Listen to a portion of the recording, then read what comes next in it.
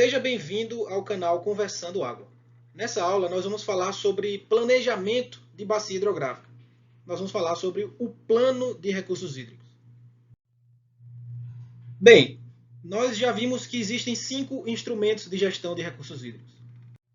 São eles: os planos de recursos hídricos, a outorga de direito de uso dos recursos hídricos, a cobrança pelo uso da água, o enquadramento dos corpos d'água em classes e o sistema de informações sobre recursos hídricos.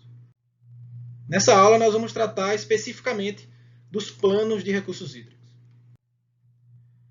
E o que são planos de recursos hídricos?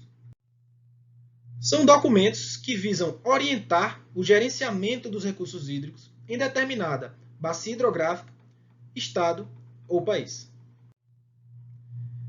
Eles definem, no longo prazo, a agenda dos recursos hídricos de uma região, a partir de ações de gestão, projetos, obras e investimentos prioritários. Os planos eles são elaborados de forma participativa, com o envolvimento do poder público, dos usuários de água e da sociedade civil.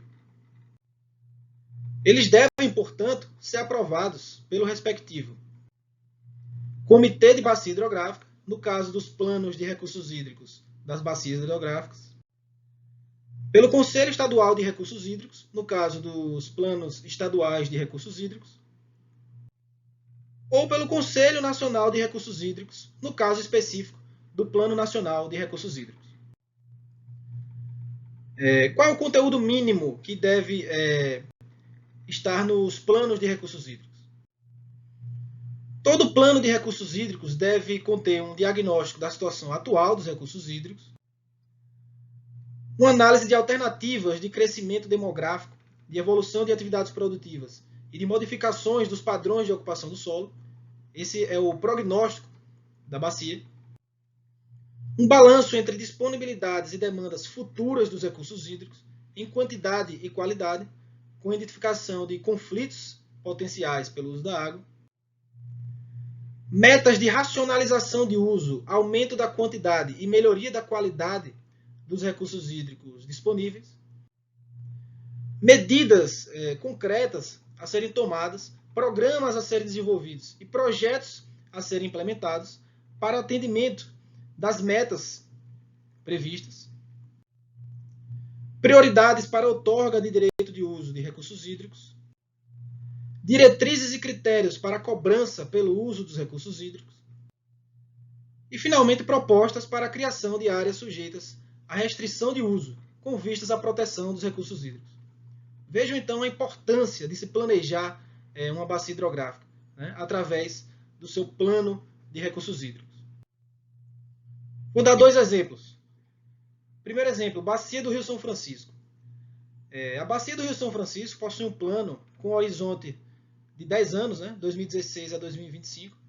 Eu recomendo que vocês acessem esse endereço aqui para observar todos os documentos que compõem o plano do São Francisco. Tá?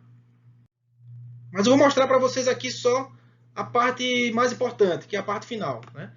Para o atendimento de todas as metas estabelecidas no plano de recursos hídricos da Bacia do Rio São Francisco, é necessário um orçamento executivo de R$ 532,5 milhões a serem investidos durante 10 anos.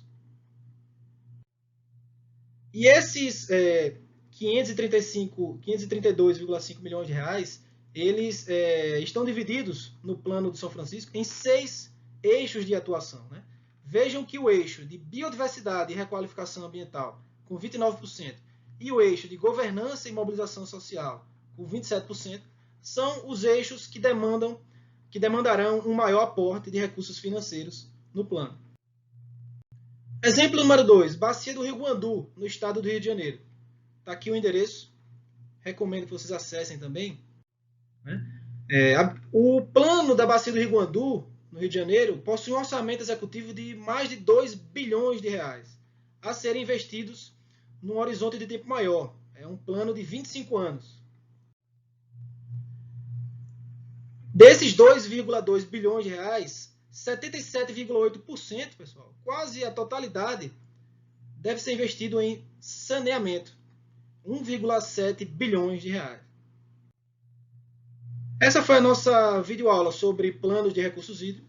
Além do canal no YouTube Conversando Água, também estou no Instagram e vocês podem entrar em contato comigo através de e-mail aí na tela. Até a próxima aula.